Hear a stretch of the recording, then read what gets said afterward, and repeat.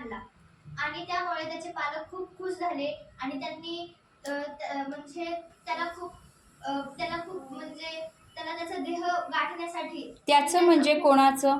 APJ Abdul Kalam. ते okay. खूप छोट्या वयाचे होते पण त्यांचे विचार खूप जास्त मोठे होते. त्यांना ओके. काहीतरी भारतासाठी काहीतरी करायचं होतं. काय केलं त्यांनी भारतासाठी?